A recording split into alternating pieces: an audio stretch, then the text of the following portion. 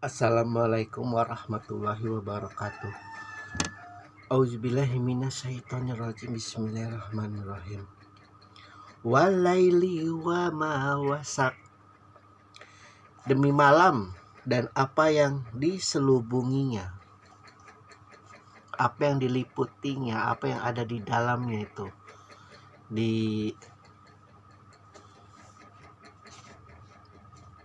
ditutup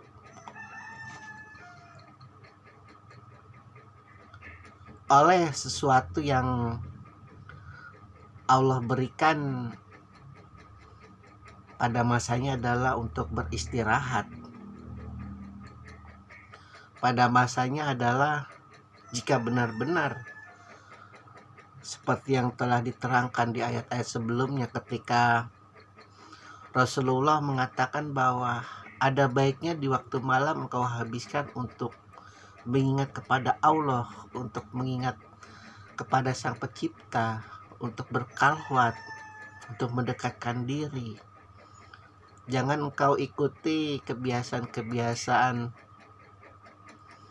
mereka yang lalai dalam hidupnya, bersenang-senang, berpesta pora, berpoya-poya. Allah paham betul, makanya malam itu Allah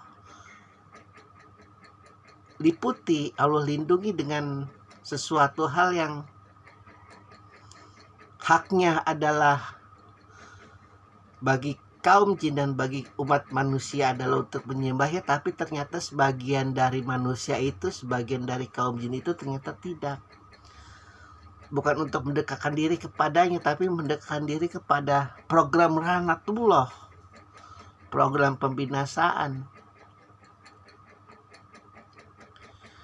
Kalau diterangkan dari Allah bersumpah ketika demi sunset, demi senja, lalu kemudian dan demi malam yang telah diselubunginya, bisa jadi keganasan kaum Najran pada saat itu yang membakar umatnya Rasulullah terjadi di saat senja. Karena sekali lagi Al-Quran itu adalah pedomannya peristiwa-peristiwa masa lalu, masa Rasulullah dan masa yang akan datang. Kalau menceritakan peristiwa di masa Rasulullah, ya bisa jadi peristiwa pembakaran umat Muhammad yang mungkin tertinggal, tidak mengikuti Rasulullah ke Mekah, sehingga tidak dapat perlindungan Rasulullah. Mereka dibakar hidup-hidup di dalam sebuah parit yang luas, yang di dalamnya terdapat kayu bakar. Penduduk Najran. Surat ini yang ketiga ini yang kita bahas, surat Al-Insyiah, Al-Burus, dan At-Tariq. Kalau lebih diterangkan, ternyata memang ketika sesuatu kaum mengalami dunia pengetahuan yang pesat, dalam hal ini adalah di Yaman pada saat itu, baik pesat secara ekonomi, teknologi, itu jika tidak benar-benar program Allah di dalam negeri itu tidak terjaga dengan baik, maka program Lanatullah yang akan bermain.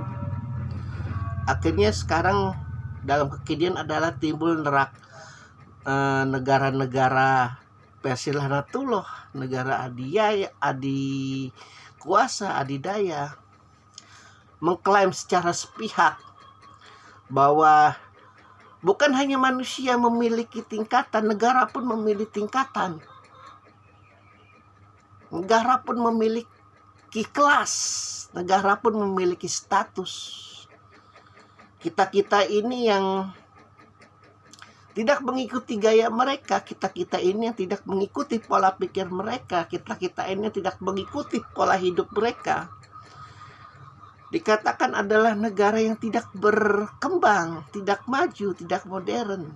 Jadi kelas 3, mereka kelas 1. Ada lagi kelas 2 adalah negara yang mulai menuju kepada kelas 1. Indonesia sudah tergabung ke dalam G10 kalau tidak salah, G18. Negara yang termasuk maju. Sudah mulai mengikuti pola gaya hidup mereka. Dan jika tidak dibentengi oleh keimanan kepada Allah, jika tidak dibentengi keimanan kepada Al-Quran, kepada Rasulullah, kepada keluarga, kepada sahabatnya, bukan mustahil pola-pola pikir statusan gaya lanatullah, maaf saja nih, bisa menjadi berkembang biak di dalam akal-akal umat manusia, khususnya di Indonesia.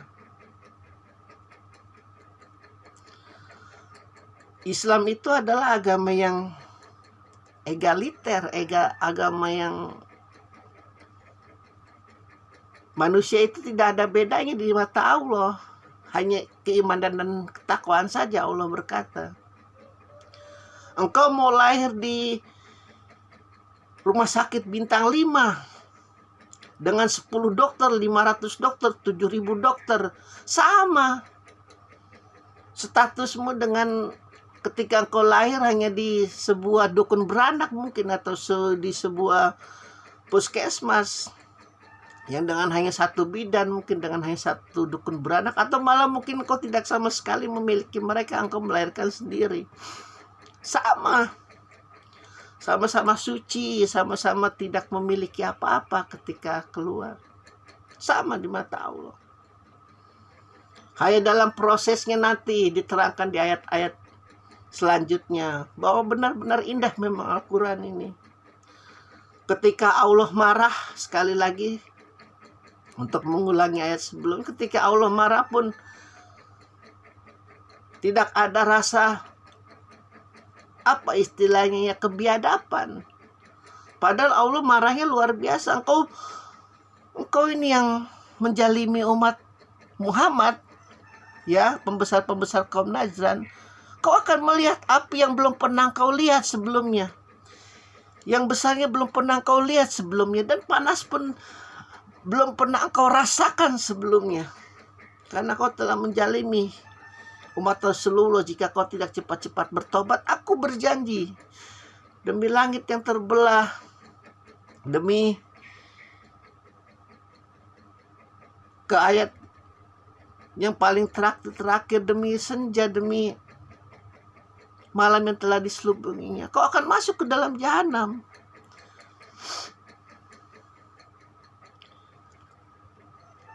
Dan kau pengikut Rasulullah dari sejak engkau lahir Islam sampai detik ini, jika kau mengikuti pola-pola gaya hidupnya kaum Najran itu yang gemarnya berlomba-lomba dalam menjalimi manusia, jangan salah, engkau pun walaupun KTP pun Islam, walaupun itrahmu dari Husain, dari Hasan, dari Fatimah, dari Abdul Qadir Jailani, dari Abu Bakar, dari apa, tak peduli.